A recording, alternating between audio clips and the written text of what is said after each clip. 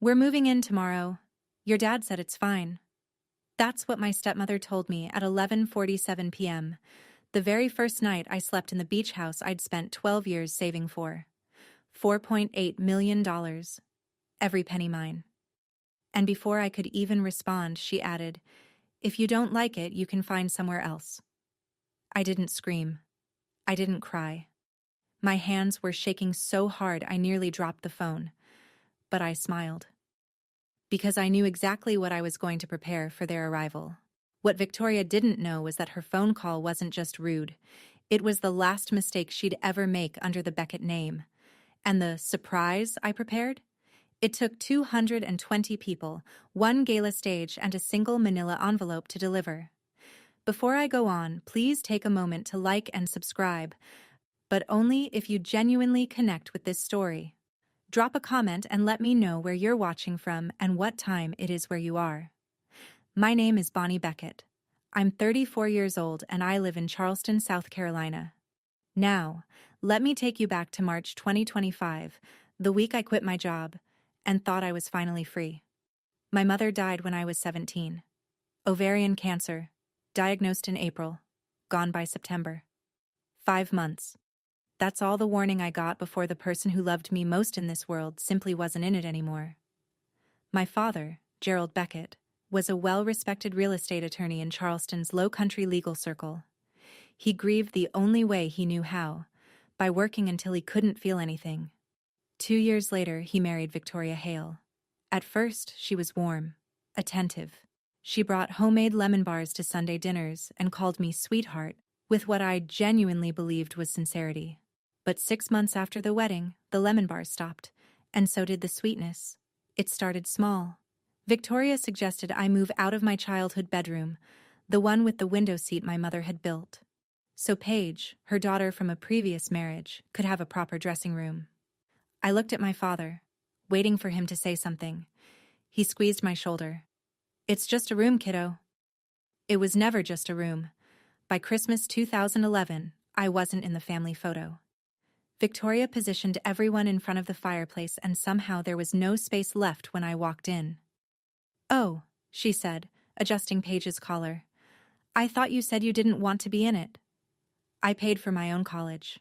Full scholarship to the College of Charleston, plus 2 part-time jobs, one at a bookstore, and 1 tutoring statistics. Paige went to a private university in Savannah, tuition fully covered by my father. When I once asked him why the difference, he looked confused. "Victoria said you preferred being independent." Her favorite phrase, "I'm not being mean, I'm being practical." She used that line every single time she cut me out of something, and for 15 years, I let her. Here's the thing about being invisible inside your own family. It gives you an extraordinary amount of privacy. After graduating summa cum laude in finance, I took a junior analyst position at Meridian Strategy Group, a boutique consulting firm in downtown Charleston. Within 3 years, I was leading client engagements. Within 7, I was a senior strategy consultant managing restructuring projects for companies with revenues north of $200 million. By the time I left, my base salary plus performance bonuses totaled roughly $340,000 a year. Victoria never knew. She never asked. At family dinners, the ones I was invited to, which grew fewer each year, she'd wave her hand when my work came up. "Bonnie does something with spreadsheets." Then she'd turn to Paige. "Tell them about your new marketing campaign, sweetheart. Paige is the successful one." I let her believe that. I let all of them believe it. Starting in 2013, I funneled every dollar I didn't need into index funds and 2 rental properties, a duplex in West Ashley and a townhouse near the medical university. I lived modestly. I drove a 7-year-old Honda. I wore clothes from Target to Thanksgiving dinners at my father's house, while Victoria showed off a new Cartier bracelet each year. By March 2025, my net worth sat at approximately $5.2 million. Not a soul in my family had any idea. The only person who knew everything was Marcus Trent, my attorney since 2019, a sharp-eyed specialist in real estate law and financial fraud. It was Marcus who first flagged something strange in July 2024, while reviewing my father's property records for an unrelated inheritance question. "There's a transfer deed for the Mount Pleasant house," he told me. "Gerald's signature on it looks off. I'm saving a notarized copy, just in case." I thanked him. I filed it away. I wasn't ready to fight. Not yet. By February 2025, my body made the decision my mind had been postponing for years. I stopped sleeping. Not the Instagram kind. Not, "Oh, I only got 5 hours." I mean, I would lie in bed staring at the ceiling fan for entire nights, my brain cycling through client deliverables and risk models until my chest felt like someone was standing on it.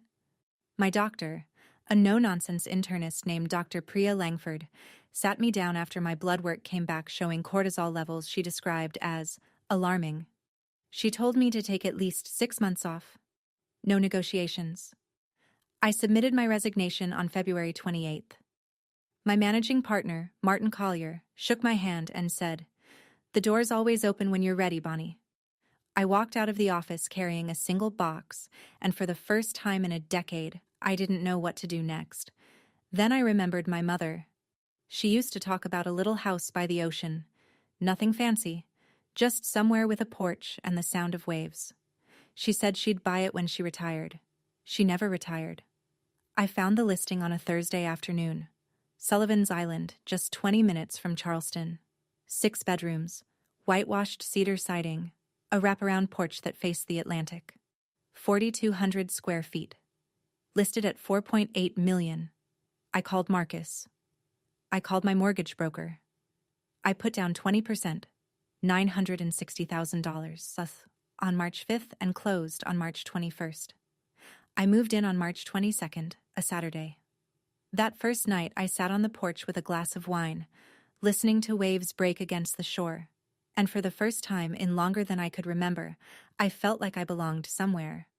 I didn't tell anyone in my family, but Paige saw an Instagram story from a mutual friend who'd tagged Sullivan's Island and recognized me in the background. She told Victoria, and that night, my phone rang. 11:47 p.m. Victoria's number glowing on my screen. I hadn't answered a call from her in 3 months, but something about that first night in the house, the wine, the waves, the foolish feeling that maybe things could be different, made me pick up. "Paige told me about your little beach house," Victoria said. No hello. No congratulations. Her voice had that clipped, organizing tone she used when rearranging furniture or rearranging people's lives. How nice. "Listen, your father and I need a change of scenery. The city's been exhausting. We're moving in tomorrow. Your dad said it's fine." I was silent for 5 seconds. She filled them. "The master bedroom, obviously. Paige will take the room with the ocean view. You can have the one in the back. It's small, but you're used to small." My free hand gripped the porch railing. Did Dad actually say that? Can I talk to him? He's sleeping. Don't wake him. You know his heart. And honestly, Bonnie, if you don't like it, you can find somewhere else. It's not like you can't afford a motel. My hands were trembling. My jaw was locked. But my voice came out steady, almost gentle. "Sure, Victoria. I'll prepare everything for your arrival." She hung up without saying goodbye. She never said goodbye. I sat in the dark for 20 minutes, staring at the ocean I couldn't see. Then I called my father. It was 12:15 a.m. He picked up on the second ring, wide awake. "Sweetheart," he said, "I didn't say any of that. Victoria told me you invited us down for the weekend." That's when it clicked. The same way it must have clicked for Marcus 8 months earlier, staring at a signature that didn't match. If Victoria could forge my father's words to my face, forging his name on a piece of paper was nothing. I didn't sleep that night, but for the first time in 15 years, I wasn't sad. I was clear. At 7 the next morning, I called Marcus Trent. "The notarized copy of the Mount Pleasant transfer deed," I said. "The one with the signature that looked off. I need to see it. Today." Marcus didn't ask why. He'd known me long enough to recognize the shift. By 9:30 a.m., the documents arrived in my encrypted email. A scanned copy of a transfer deed dated April 12, 2024, conveying my father's family home in Mount Pleasant, valued at $1.2 million, to an entity called Hale Premier Properties, LLC. I'd never heard of it. Neither, I was certain, had my father. I pulled up the South Carolina Secretary of State's business registry. Hale Premier Properties, LLC had been registered in November 2022. Sole member, Victoria R. Hale.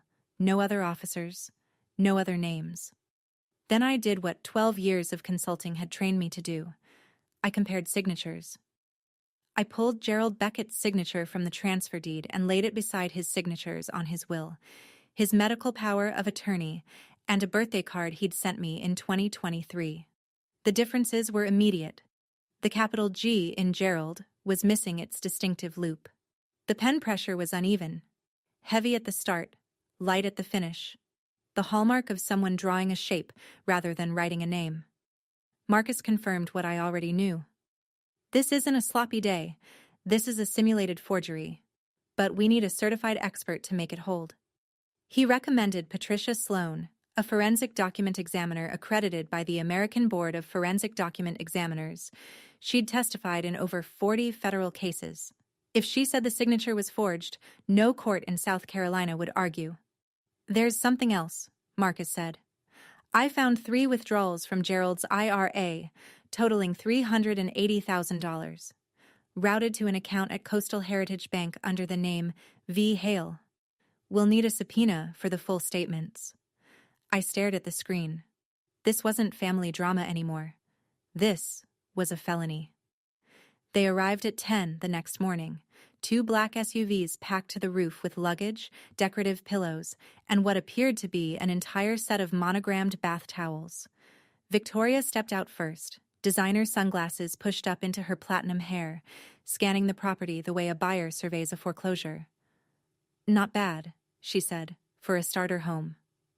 A starter home, 4,200 square feet, $4.8 million. She walked straight to the master bedroom as if she'd already memorized the floor plan. Within an hour, my clothes were in a pile on the hallway floor, and her garment bags hung in my closet. Paige took the room with the ocean view. I was directed to the smallest room on the first floor. The one originally meant to be a linen storage area. In my own house. My father trailed behind them, carrying a single duffel bag, looking like a man who'd been loaded into the wrong car. He caught my eye in the hallway and mouthed, "I'm sorry." I shook my head slightly. Not yet. That evening, Victoria invited 3 couples from her social circle for dinner, on no notice, with groceries I'd bought. She toured them through every room, her hand sweeping across the open kitchen like a game show host. Gerald always wanted a beach house, she told them, beaming. So I made it happen. Not one person at that table knew I owned the house. Not one person asked. I washed the dishes. I smiled. And at 9:47 p.m., my phone vibrated with an email from Marcus. Patricia Sloan had completed her preliminary examination. Her finding, the signature on the Mount Pleasant deed, was, quote, highly likely to be a simulation forgery. I dried the last glass, set it on the shelf, and went to my tiny room. At 11, when the house was quiet, a second email arrived from Marcus. The subject line read, "Call me first thing tomorrow. This is bigger than we thought." I waited until 6:45 a.m., then slipped out the back door and walked down to the beach. The tide was low, the sand still dark with moisture. I called Marcus from the waterline, where the waves would cover my voice. "The IRA withdrawals were just the start," he said. She opened a supplementary credit card under Gerald's name, his social security number, his credit history, her as authorized user. Current balance, $47,000. Charges include a luxury spa retreat in Hilton Head, 2 Chanel handbags, a first-class flight to New York, none of which Gerald has any record of approving. I closed my eyes. The ocean roared in front of me. "And there's a third account," Marcus continued. "A savings account titled V. Hale Trust at the same bank, $215,000. Source, transfers from their joint household account, categorized as household expenses." I did the math standing there with salt water soaking through my sneakers. The Mount Pleasant house, 1.2 million. The IRA, 380,000. The credit card, 47,000.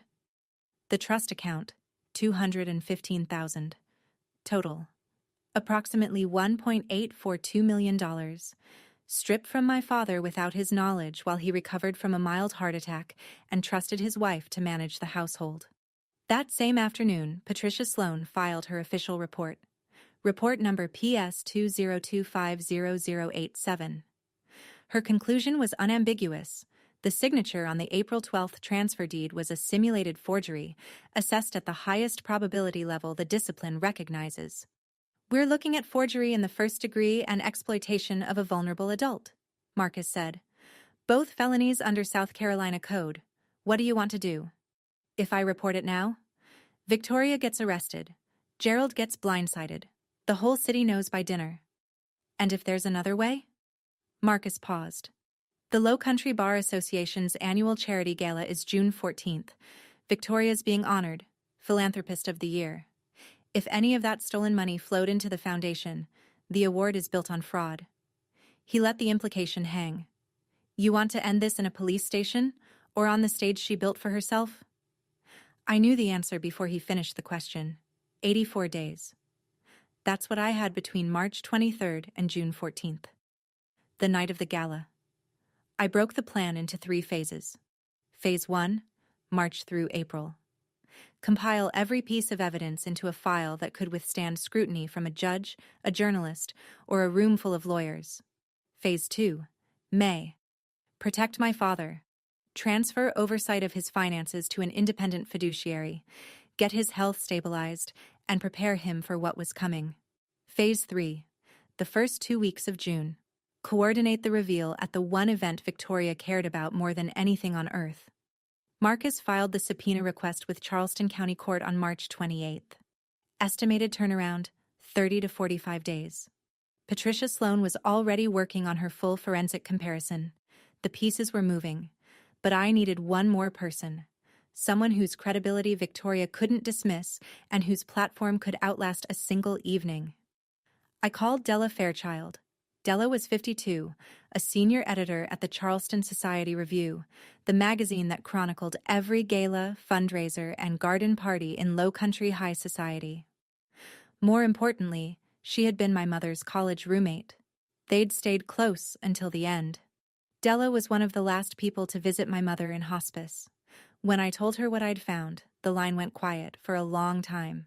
Then Della said, I've had doubts about Victoria for years. She donates big but never lets anyone see the books.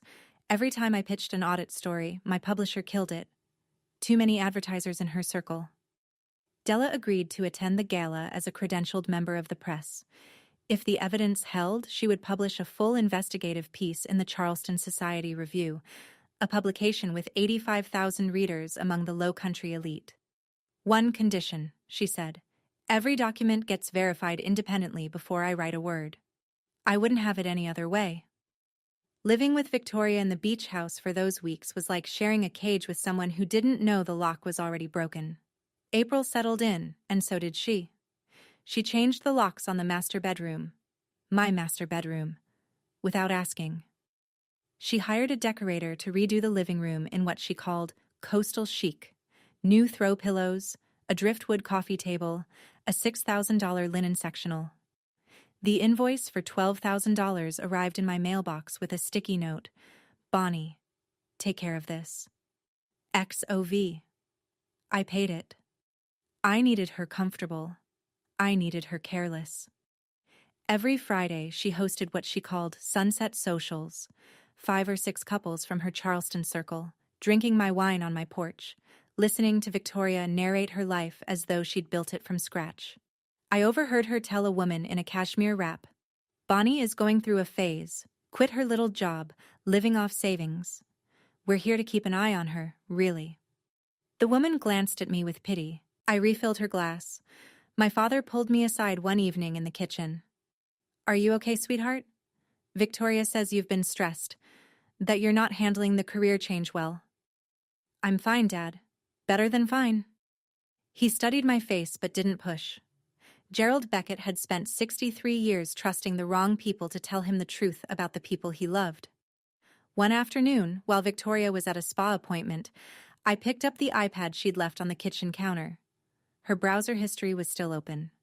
The most recent search: how to add name to property deed South Carolina. She wasn't just visiting, she was planning to put her name on my house. That evening, Marcus called. Subpoena's been approved, bank statements in 2 weeks. He hesitated. But Bonnie, there's another account we haven't seen yet. The Coastal Heritage Bank statements arrived in Marcus's office on the first Monday of May, sealed in a courier envelope marked confidential. Court order enclosed. He called me at noon. I sat in my car in the Sullivan's Island public parking lot, the only place I could be certain Victoria wouldn't overhear. The V. Hale account matches what we expected. $380,000 from Gerald's IRA, deposited in 4 installments between January and October 2024. Marcus said. The credit card we already knew about. $47,000. You said there was another one. There is. A savings account titled V. Hale Trust. Balance as of last month, $215,000. All of it transferred from the joint household checking account Gerald shares with Victoria. Each withdrawal listed as household expenses: groceries, maintenance, utilities. Except it all went to this separate account. I stared through the windshield at the marsh grass bending in the wind. Total damage? $1.2 million for the house, $380 from the IRA, $47 on the card, $215 in the trust account. Grand total, approximately $1.842 million. He let that number sit. Marcus, if I tell my father now, he'll confront her. He won't be able to help it. And that could wreck the gala plan. Or worse, his heart. I know. But he needs to hear it before that night. He needs to stand up on that stage knowing the full truth, and he needs to sign an affidavit confirming he never authorized any of it. We settled on June 1st, 13 days before the gala. Early enough for Gerald to prepare. Late enough that Victoria wouldn't have time to build a counter-narrative. That same week, Patricia Sloan sent an addendum to her report. The handwriting in the forged signature on the Mount Pleasant deed was consistent with the handwriting on the fraudulent credit card application. Same person, same pen habits, same crime. June 1st, a Sunday. I woke before dawn and watched the sky turn from charcoal to pale gold through my tiny first-floor window. Victoria wouldn't be up until 9. She never rose early on weekends. I had a narrow window. I found my father on the porch at 5:45 a.m., sitting with a cup of coffee he'd made himself, watching the pelicans glide over the breakers. Walk with me? I said. We took the boardwalk down to the beach. The sand was cool under our feet. I waited until we were far enough from the house that even shouting wouldn't reach. Then I opened the folder. I showed him the transfer deed, the forensic report, the bank statements, all 3 accounts. I showed him the LLC registration for Hale Premier Properties, filed in his wife's maiden name. I laid it out the way I'd lay out a client presentation. Facts first, implications second, questions at the end. Gerald read every page. His hands trembled. A vein in his temple pulsed. For 3 full minutes, neither of us spoke. The only sound was the ocean pulling at the shore. I didn't sign this, he said finally, his voice barely audible above the waves. I've never heard of this company. I didn't authorize any of these transfers. He pressed his palms against his eyes. When he lowered them, they were red. I'm sorry, Bonnie. God, I'm so sorry. I should have protected you. You didn't know, Dad. She made sure you didn't know. Gerald agreed to everything. The affidavit, the gala, the silence, until June 14th. Marcus notarized his sworn statement 2 days later at his downtown office with a certified witness present. As we walked back to the house that morning, my father stopped at the bottom of the boardwalk stairs. He pulled me into a hug, the first in 8 years, and he whispered so quietly I almost missed it. Your mother would be proud. I didn't know yet that my mother's voice would reach me one more time before this was over, in a way I never could have predicted. 13 days. Victoria spent every one of them preparing for the night she believed would crown her legacy. She hired a personal stylist, $3,500 for a single consultation. She ordered a custom champagne-colored gown from a boutique on King Street, $8,200, fitted twice, hemmed to the millimeter. Every evening after dinner, she stood in front of the master bedroom mirror and rehearsed her acceptance speech, gesturing to an invisible audience with the practiced grace of someone who'd been performing generosity her entire life. On June 8th, she told me I was expected at the gala. "For appearances," she said, "you'll sit in the back, obviously, but I need the family there. It looks better for the photos." She paused, then added, "Wear something simple. This isn't your night." "Of course, Victoria. I wouldn't dream of stealing your spotlight." Behind the scenes, every gear was turning. Marcus finalized the evidence file, Gerald's affidavit, Patricia Sloane's forensic report, the complete bank statements, the Hale Premier Properties LLC registration, and a printout of Victoria's browser search history recovered from the household iPad. All originals, all verified, sealed in a manila envelope. On June 10th, Marcus met with Judge Raymond Holt, the president of the Low Country Bar Association, who was personally overseeing the gala. Marcus presented the file.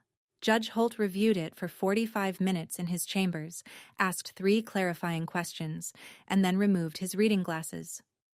"This is deeply serious," he said, "under Section 7.3 of our association bylaws. Any substantiated allegation of financial misconduct must be addressed before an honorific is conferred. I'll make the arrangements." Victoria didn't know. She was too busy choosing between diamond studs and chandelier earrings. On June 12th, she saw me talking on the phone in the garden and stopped. "Who was that?" "Spa," I said, "booking a blowout for the gala." She looked me over. "Don't go overboard. That night is mine." Then, on the evening of June 13th, one day before the gala, my phone buzzed with a text from a number I didn't recognize. "I know Victoria isn't who you think she is. Meet me at Waterfront Park, 3 p.m. tomorrow." HBHB. I stared at those 2 letters until the screen went dark. I almost didn't go. The gala was hours away, and the last thing I needed was a distraction from a stranger with cryptic initials. But something about the certainty in that message. "I know Victoria isn't who you think she is," told me this person had been waiting a long time to say it. Waterfront Park, 3 p.m., June 13th. The sun was brutal, the kind of Charleston afternoon that makes the air shimmer above the pavement.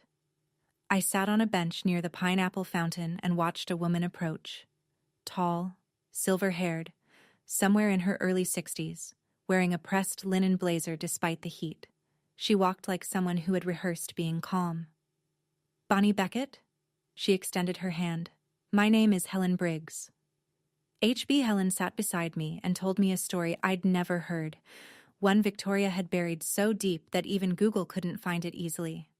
Before Gerald, before Charleston, before the Hale Beckett Foundation and the philanthropist persona, Victoria had been married to a man named Richard Briggs, a successful dentist in Savannah. They wed in 2005. By 2009, it was over.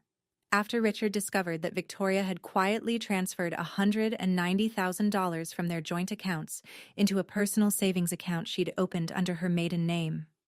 "He didn't press charges," Helen said. "He wanted a clean divorce, wanted to forget. I respected that for 16 years.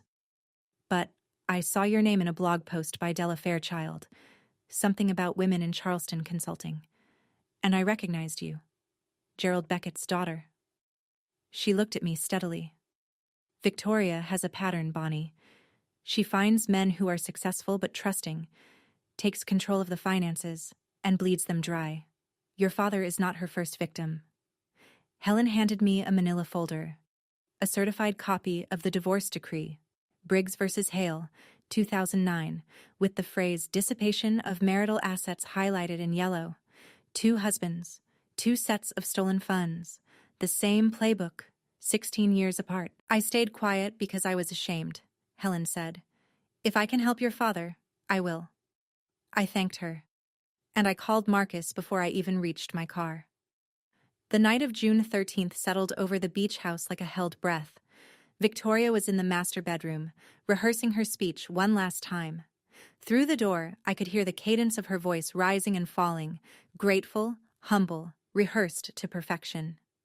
In the next room, Paige was arranging jewelry on the dresser, holding up earrings to her reflection, completely unaware that by tomorrow night, every piece of the life her mother had constructed would be scattered across a ballroom floor. My father knocked on my door at 10 o'clock. His face was drawn, but his eyes were steady. The eyes of a man who had finally stopped looking away. He held a small wooden box, walnut, with a tarnished brass clasp. "I found this," he said quietly, in the locked drawer of Victoria's nightstand. "She was at the spa this afternoon. I wasn't looking for it. I was looking for my reading glasses." He opened the box. Inside were 2 handwritten pages, folded once, the paper yellowed at the edges. My mother's handwriting. I knew it instantly. The looping lowercase y. The way she crossed her T's with a slight upward slant, as if every word was reaching for something better. The letter was dated 3 days before she died. "Bonnie, my brave girl. You don't need anyone's permission to live your life. You are enough. You have always been enough. Don't ever let anyone make you doubt that."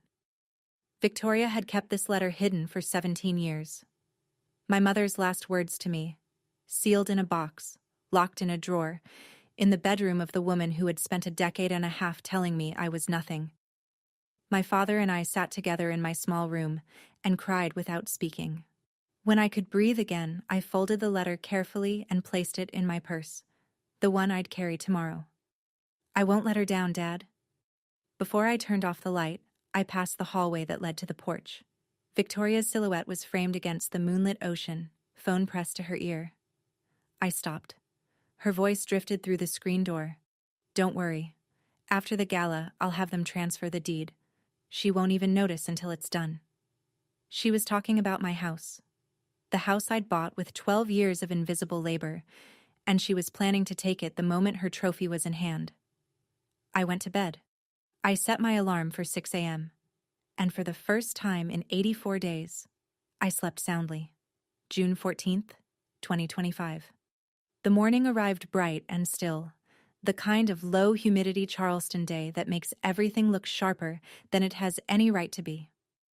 At 8 a.m., I was in Marcus Trent's office, a glass-walled suite on the 3rd floor of a converted warehouse on East Bay Street. The manila envelope sat between us on his desk like a loaded weapon laid flat.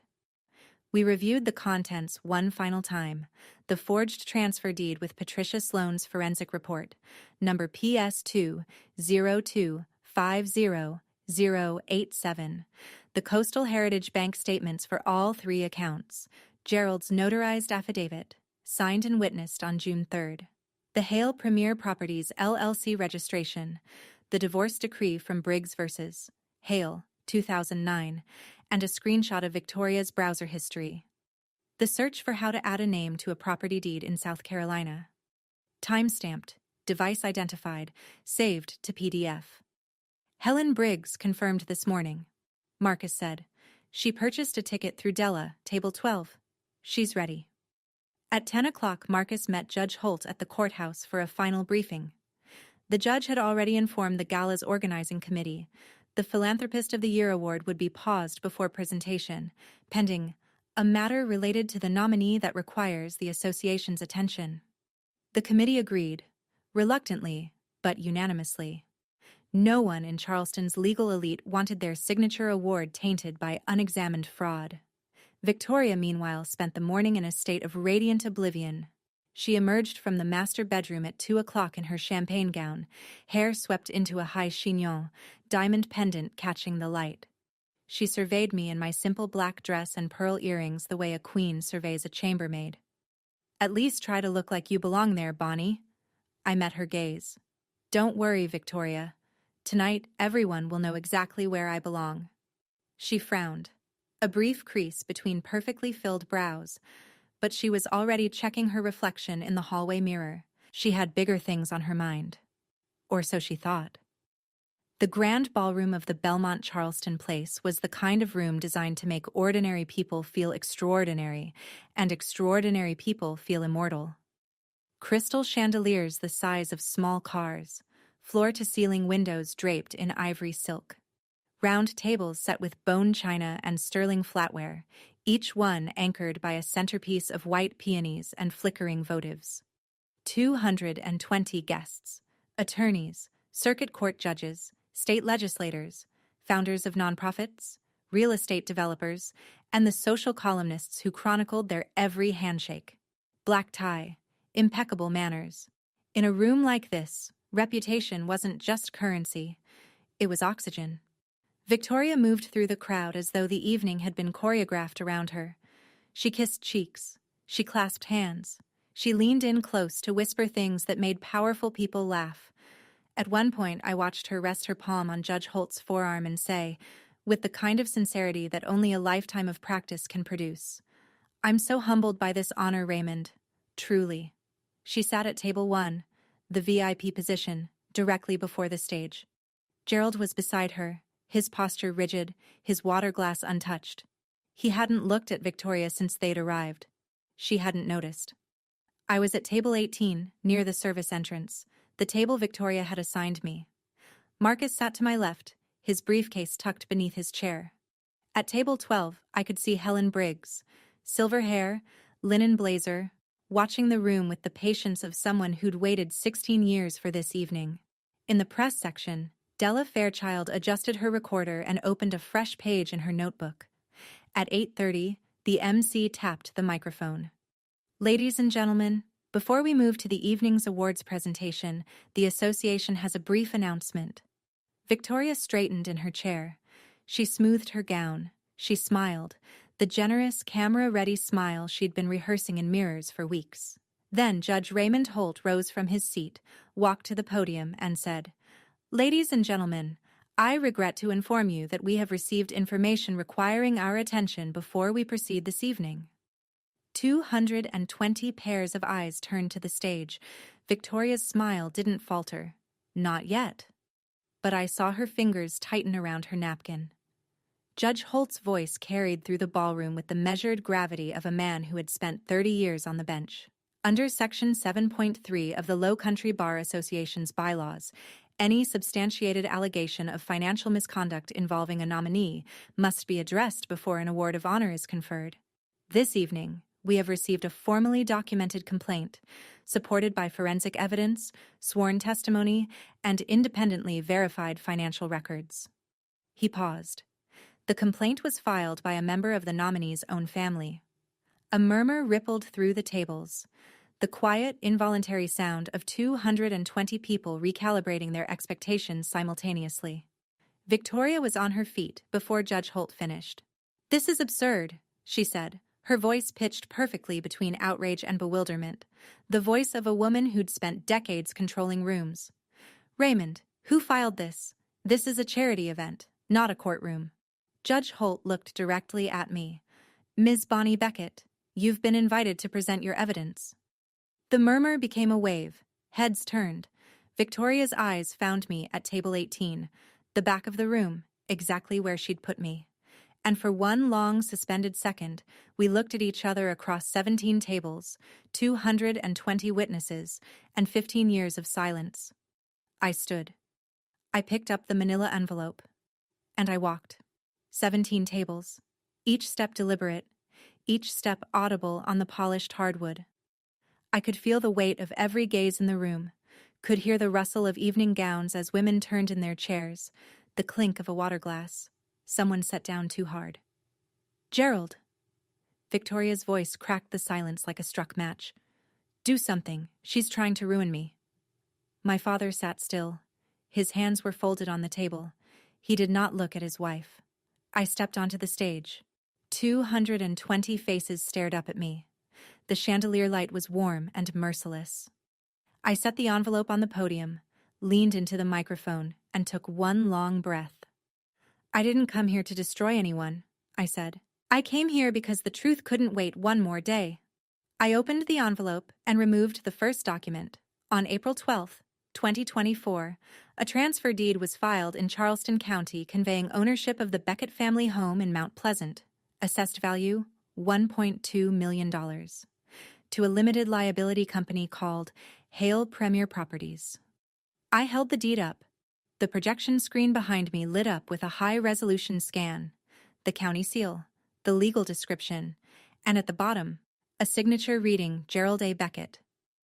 This signature is not my father's. I advanced to the next slide, a side-by-side comparison. On the left, the deed signature. On the right, Gerald's authentic signature from his will, his medical power of attorney, and a notarized affidavit signed on June 3rd of this year. The differences were visible from the back of the room: the missing loop on the capital G, the inconsistent pen pressure, the mechanical quality of a hand that was copying rather than writing. This analysis was conducted by Patricia Sloan, a forensic document examiner accredited by the American Board of Forensic Document Examiners with testimony in over 40 federal proceedings. Her conclusion, stated in Report PS2 02-50087, the signature is a simulated forgery at the highest probability level recognized in the field. The ballroom was silent, not the polite silence of a formal event. The airless silence of a room that has collectively stopped breathing. My father rose from table 1. His voice was hoarse but clear. I did not sign that document. I did not know that company existed. And I did not authorize the transfer of my home. Victoria gripped the edge of the table. Gerald, tell them you signed it. Tell them. He looked at her for the first time that evening. Then he slowly shook his head. Somewhere at table 5, a man set his fork down on his plate. The tiny clink rang out like a gavel. I pulled the second set of documents from the envelope. Between January and October 2024, 4 withdrawals totaling $380,000 were made from Gerald Beckett's individual retirement account and deposited into a savings account at Coastal Heritage Bank. The next slide appeared: redacted bank statements with the routing numbers, dates, and amounts highlighted. The account is registered under the name V. Hale. I heard a chair scrape. Someone at table 9 whispered something to the person beside them. Additionally, a supplementary credit card was opened using Gerald Beckett's Social Security number, without his knowledge or consent. Current balance: $47,000. Charges include luxury travel, designer purchases, and personal spa treatments, none of which appear in Gerald's personal records. The third slide, a separate savings account titled V. Hale Trust, holds $215,000 transferred from the Beckett's joint household checking account, disguised as routine household expenses. I set the statements on the podium. The total amount diverted from my father's assets without his knowledge or authorization is approximately $1.842 million. Under South Carolina Code Section 433510, the financial exploitation of a vulnerable adult, my father is 63 years old with a documented cardiac history, is a felony. Victoria turned to the room. The tears came immediately, glistening, perfectly timed, rolling down cheeks that hadn't creased with genuine emotion in years. She's lying. Her voice broke with practiced fragility. Gerald gave me access to everything. This is a family misunderstanding, not a criminal matter. How dare you turn a charity dinner into a public trial? Judge Holt spoke from his seat, his voice level as a plumb line. Ms. Hale Beckett, the evidence has been independently verified. The association is revoking the Philanthropist of the Year award, effective immediately. Victoria's mouth opened. No sound came out. Then, from table 12, a woman stood up. Helen Briggs rose with the quiet composure of a woman who had spent 16 years rehearsing this moment in her mind. "My name is Helen Briggs," she said, her voice carrying across the ballroom with the clarity of someone who has finally decided to stop whispering. "Victoria Hale was previously married to my ex-husband, Richard Briggs, a dentist in Savannah. They married in 2005. The marriage ended in 2009. After Richard discovered that Victoria had transferred $190,000 from their joint accounts into a personal account under her maiden name." She held up a bound document. "This is a certified copy of the divorce decree, Briggs v. Hale, Chatham County Superior Court, 2009. The ruling specifically cites dissipation of marital assets." She passed the decree to Judge Holt, who accepted it without a word. The murmur that had been building in the room broke like a wave. 220 people began talking at once, at first in whispers, then in full voices. I saw a woman at table 7 cover her mouth. 2 attorneys at table 3 leaned toward each other with expressions I recognized from every boardroom I'd ever worked in. The look of professionals who have just realized they were standing next to a bomb. Victoria stood frozen between the VIP table and the aisle, her champagne gown catching the chandelier light. Paige sat beside the empty chair, tears streaming down her face, her hands clenched in her lap. She didn't look at her mother. She looked at the tablecloth. My father stepped away from the VIP table and walked toward me. He climbed the 2 short stairs to the stage and stood beside me at the podium. He didn't take the microphone. He didn't need to. Gerald Beckett, standing next to his daughter, facing the room, said everything that words could not. Victoria looked at us, then at the 220 faces that had, until 10 minutes ago, admired her. Not one of them met her gaze. She picked up her clutch. She walked to the exit. The sound of her champagne heels striking the marble floor echoed through the ballroom long after the door closed behind her. No one followed. For a few seconds after the door closed, the ballroom held its breath. Then Judge Holt returned to the podium. The Philanthropist of the Year Award for 2025 will not be conferred this evening, he said. The Low Country Bar Association will initiate a full audit of all donations received through the Hale Beckett Foundation.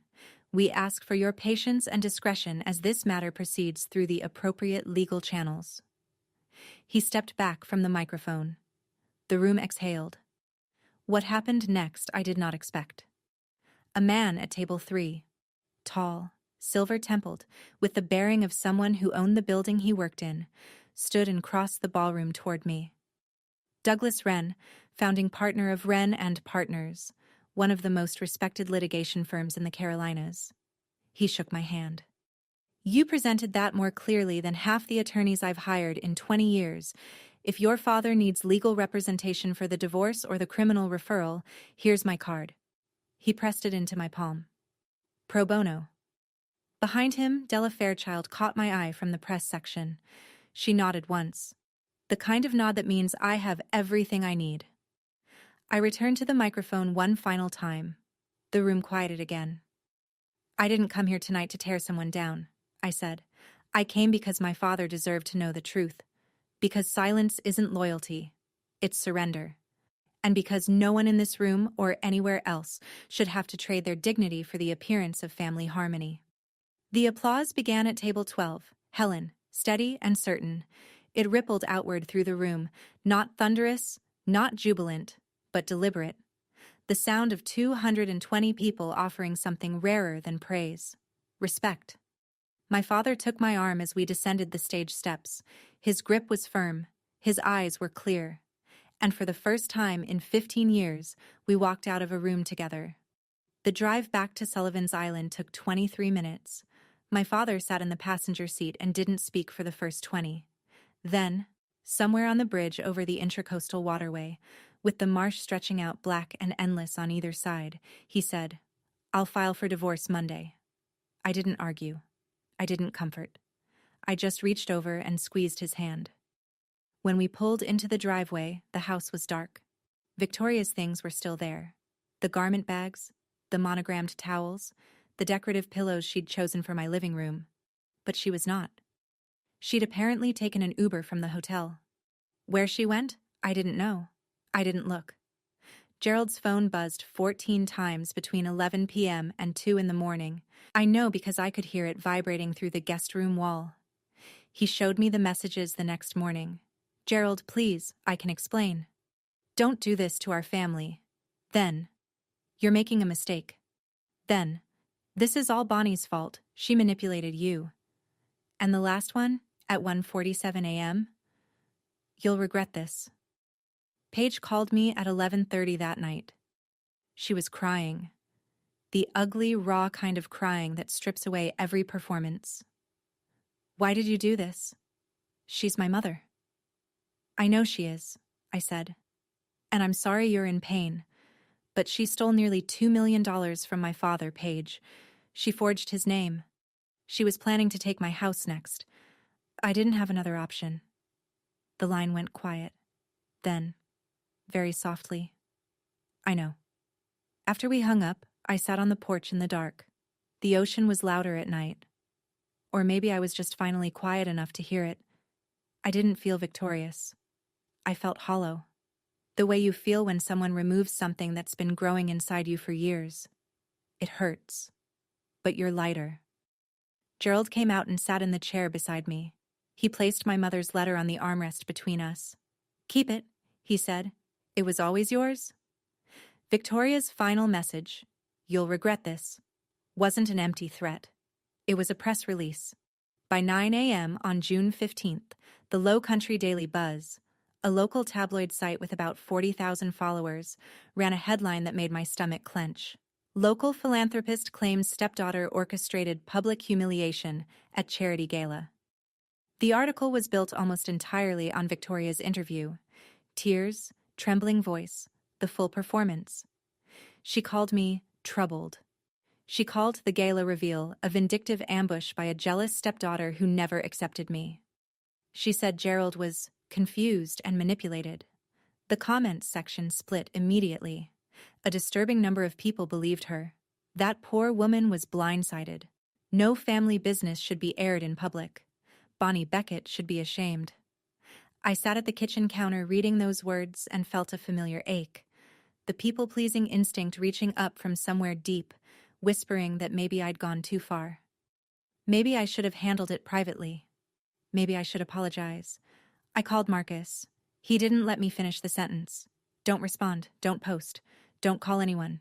Della's piece goes live tonight. The facts will do the work."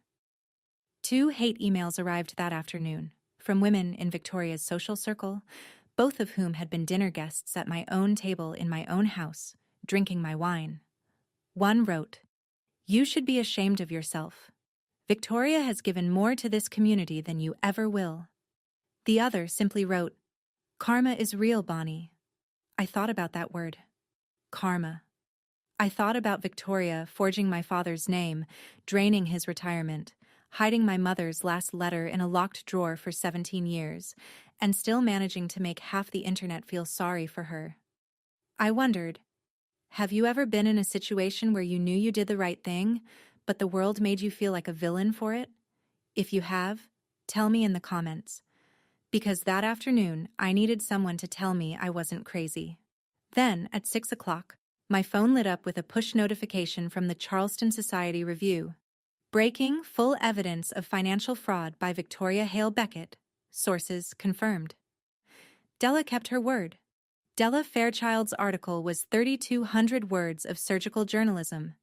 No speculation, no adjectives, just evidence stacked like bricks.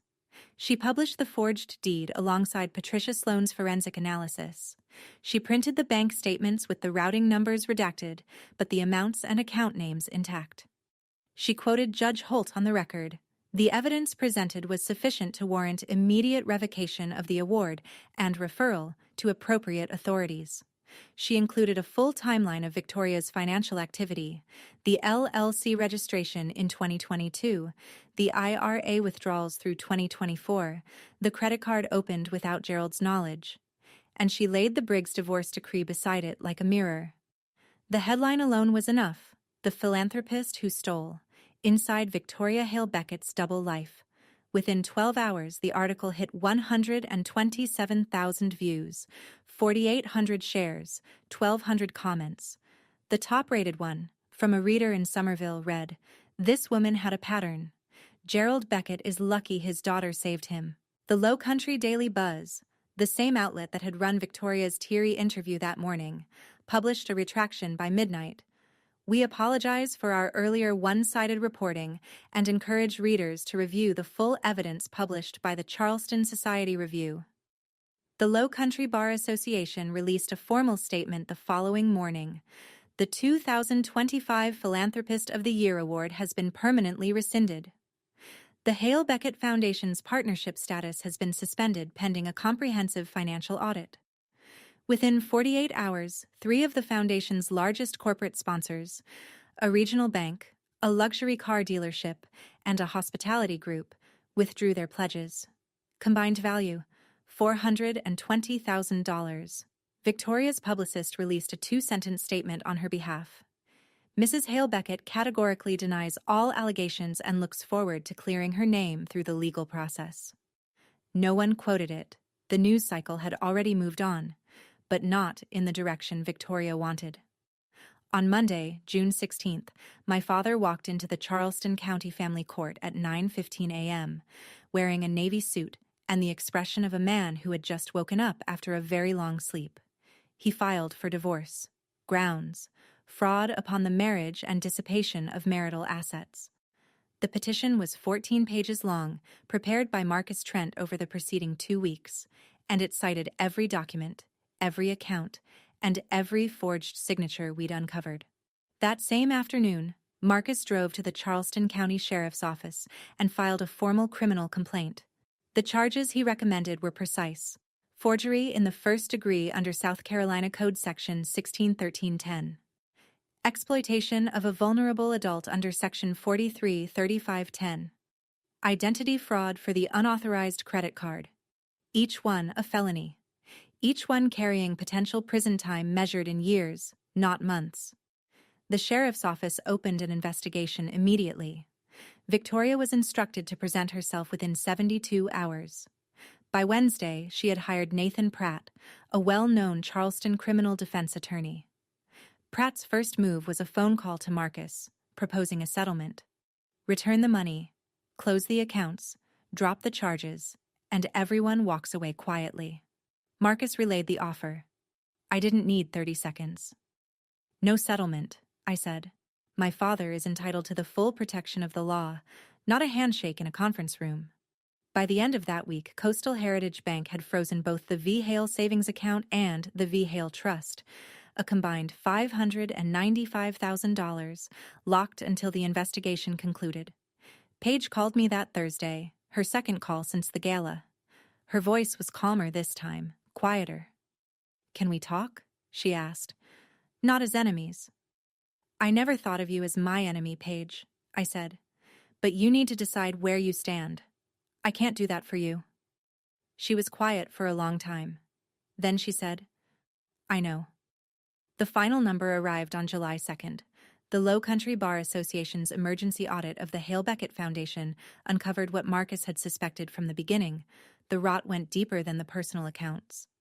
$85,000 in charitable donations had been reclassified through a series of internal transfers and quietly redirected toward Victoria's personal expenses.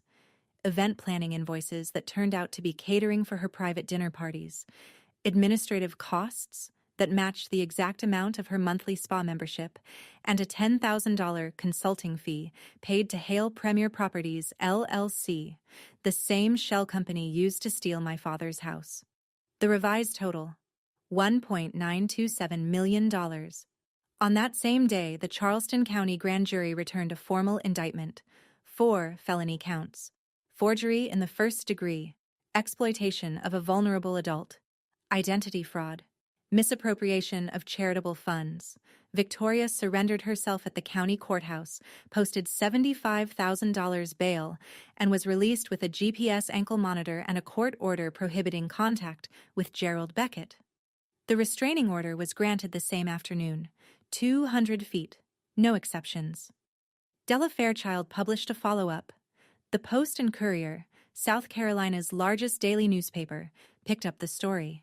So did the Charleston City paper. Conservative estimates place the combined readership at over 500,000. On social media, the hashtag Hale Beckett fraud trended regionally for 3 days. Victoria's name, once synonymous with charity luncheons and society page features, now returned only one kind of search result. Her defense attorney, Nathan Pratt, floated the idea of a countersuit. Defamation against me. Marcus's response was a single sentence in an email. Every statement made at the gala was supported by independently verified evidence reviewed in advance by a sitting judge. We welcome the discovery process. The countersuit was never filed. In the first week of July, after the indictment and the restraining order and the newspaper headlines had all settled into a kind of exhausted stillness, I sat down with my father on the porch of the beach house. The same porch. The same chairs. But nothing else was the same. "Dad," I said, "I love you. I need you to hear that first, because what I'm about to say might not sound like love, but it is." He nodded. He was listening. Really listening. Maybe for the first time in years. I'm not going back to being the version of me that made everyone comfortable. I spent 15 years being the quiet one, the accommodating one, the daughter who never complained because she didn't want to make trouble. That's over. If we're going to have a relationship, a real one, it has to be built on honesty. You tell me the truth. I tell you the truth. And neither of us lets anyone else rewrite the story. His eyes glistened, but he didn't look away. "I'm going to start seeing someone," he said. "A therapist. I need to understand how I let this happen. How I let someone stand between me and my own daughter for 15 years without seeing it. That's all I'm asking." That evening, I wrote an email to Paige. I kept it short and clear. "I don't hate you. I never did. But I need you to understand that what your mother did was criminal. Not a misunderstanding. Not a family squabble. If you want to build something real between us, it starts with acknowledging that. I'm not asking you to choose sides. I'm asking you to choose honesty." I also made a phone call I'd been postponing. To Dr. Elaine Marsh, a licensed clinical social worker specializing in family trauma. My first appointment was scheduled for the following Tuesday. Setting boundaries, it turns out, isn't a single dramatic moment on a stage. It's a series of quiet decisions made in ordinary rooms, and the hardest boundary to enforce is the one you set with yourself. The letter arrived in mid-July. Not an email, not a text, but 3 handwritten pages in a cream-colored envelope with no return address. I recognized Paige's handwriting immediately. She still dotted her I's with tiny circles, the way she had when she was 14 and I was 21, and we'd briefly, before Victoria made it clear that closeness between us was unacceptable, been something like friends. She wrote, "Bonnie, I've been crying for 3 weeks. Not because my mother was arrested, because I finally realized what I've known for 15 years and refused to say out loud.